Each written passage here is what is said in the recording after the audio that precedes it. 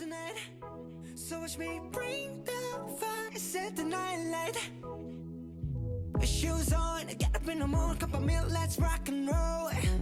Kink out, kick the drum. L'équipe du JT l'Argenté News a décidé de consacrer une rubrique aux femmes qui occupent des postes d'exception. Après Maïder Arostegui, maire de Biarritz, nous avons rencontré André Rosier, meilleur ouvrier de France et chef étoilé.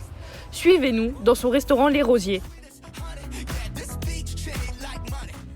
Bonjour. D'où êtes-vous originaire? Je suis originaire du Pays Basque, de Mendiorde. Quel est votre parcours scolaire et professionnel? Alors mon parcours scolaire, ça a été donc jusqu'au collège en troisième, et après la troisième, je suis allée au lycée hôtelier de Biarritz, où j'ai fait un BEP, un CAP, et ensuite un bac professionnel. 4 ans. 4 ans, j'ai fait 2 ans de donc BEP, CAP, c'était le même examen. 2 ans de BEP, 2 ans de bac professionnel, donc 4 ans au total. Après, je pouvais faire le BTS et tout ça, mais moi non. Disons que je voulais aller travailler. L'école, je n'aimais pas l'école du tout. Et j'avais envie d'apprendre, et pour moi, dans ces métiers manuels, on apprend vraiment au travail, tous les jours, dans l'entreprise où on est. Donc moi, il me tardait d'aller travailler, je voulais aller travailler. Pourquoi avez-vous choisi la cuisine? La cuisine, c'est vraiment, depuis petite, je sais que je veux faire la cuisine parce que je suis très gourmande, j'étais toujours très gourmande, une maman qui cuisine très très bien. Donc j'ai eu la chance de baigner aussi, de grandir dans une ferme avec les produits de la ferme et avec une maman qui cuisine très bien. Donc c'est vrai que tout ça et la gourmandise avec m'a donné envie de faire la cuisine. Les Rosiers est-il votre premier restaurant? Différents restaurants, donc on a donc l'hôtel du Palais ici à Biarritz, après sur la Côte d'Azur, à Monaco avec Alain Ducasse, à la Chèvre d'Or aussi, donc beaucoup sur la Côte d'Azur, Martinez à Cannes, sur Lyon aussi un petit peu au Beaujolais, dans le Beaujolais. Donc on a dû faire 5 ou 6 maisons avant de s'installer. Et chaque chef nous apporte leur personnalité, leur façon de voir la cuisine, parce que la cuisine c'est ça qui est enrichissant, la cuisine c'est jamais pareil. Je vais vous donner la même recette à faire, mais elle sera différente. Parce que vous allez amener votre interprétation personnelle, et la cuisine, c'est ce qui est riche dans la cuisine, quoi. Donc on apprend toujours, et encore aujourd'hui, on apprend tout le temps. Pouvez-vous nous parler du restaurant Les Rosiers? C'est notre premier restaurant avec mon mari, donc on l'a ouvert en 2008. Donc après, donc on était à l'hôtel du Palais tous les deux, à l'hôtel du Palais à Biarritz. C'est là où j'ai obtenu le titre du meilleur de France. Et ensuite, c'était une idée qu'on avait depuis très longtemps de vouloir s'installer chez nous, au Pays Basque, et on a eu un coup de cœur pour cette maison, et voilà, donc on s'est installé en 2008. On a un autre établissement au Japon, à Tokyo. La facilité du Japon, travailler avec les Japonais, c'est facile parce qu'ils vivent pour le travail. Ils vivent pour le travail, ils sont très respectueux. Donc du moment que nous, on leur donne une bonne recette, on sait qu'elle sera exécutée de la même manière et de la bonne façon. Donc non, c'est un pays avec lequel on travaille facilement. En quelle année avez-vous obtenu l'étoile au guide Michelin?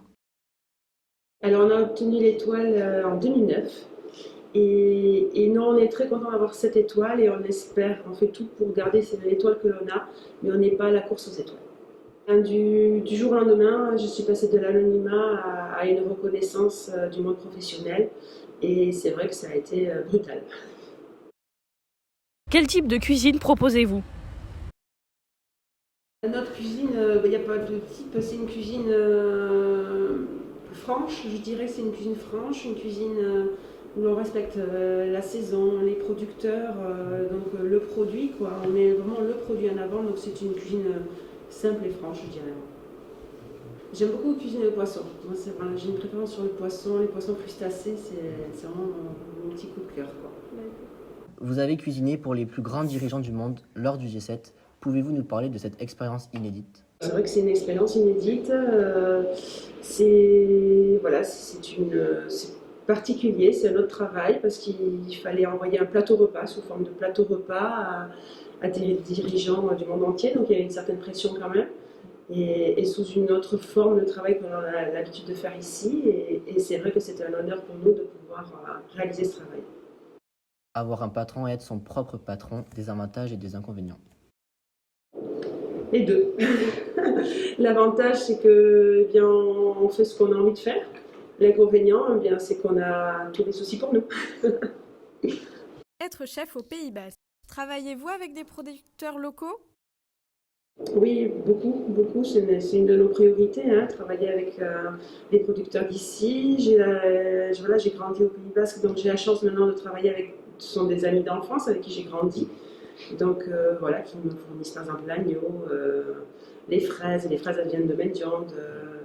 Voilà, les légumes aussi, on travaille avec un maraîcher qui est sur Ustaritz, la canne d'Irisari. Voilà, donc c'est vrai que le fromage aussi, de Méharin, d'Ayer. Donc voilà, c'est vrai que c'est une de nos priorités. Quelles sont vos sources d'inspiration? Ah oui, ben c'est notre culture, hein, c'est notre culture et notre identité. Et on a la chance d'avoir des produits toute l'année. On a la terre, la mer, donc voilà, on est riche de ce côté-là. Donc les inspirations, on les trouve vraiment grâce à notre culture, quoi. L'inspiration, ben déjà c'est par rapport à ce qu'on aime, l'apprentissage qu'on a eu, les connaissances que l'on a. Et ensuite aussi, ben, quand on va aussi manger chez nos confrères, des idées, les émissions télé aussi. On se dit, tiens, c'est vrai, on n'a pas pensé à ça. Et c'est tout ce qu'on peut, les livres, et puis le quotidien, nos rencontres aussi avec les producteurs, le fait de connaître le produit. C'est un ensemble, c'est tout, c'est un tout qui amène des idées, quoi. Quelles ont été les conséquences financières de la crise sanitaire du Covid? Elles sont lourdes, les conséquences sont très lourdes, et surtout maintenant sur ce deuxième épisode qui traîne, qui est très long, et elles sont lourdes aussi moralement pour nous tous, les équipes, voilà, parce que c'est un métier qui bouge, on travaille énormément, on donne beaucoup de soi, et d'un coup tout ça s'arrête, donc c'est ce qui est le plus difficile. Ouais. Alors non, on a fait du emporter, mais on fait du emporter occasionnellement pour les fêtes, voilà, pour les fêtes de fin d'année, là pour la Saint-Valentin, voilà. Après, ce n'est pas suffisamment rentable pour nous de le faire la semaine. On est excentré, voilà. Donc actuellement, on se pose beaucoup de questions. Oui, là, le fait d'être inactif, habitué à avoir des journées à 100 à l'heure, et là de passer, donc du coup au début ça fait du bien, parce qu'on se repose, c'est vrai que ça. Mais là non, et puis bon, ben, on se pose des questions, on se dit qu'est-ce qu'on pourrait faire, voilà. On réfléchit aussi à nos prochaines cartes.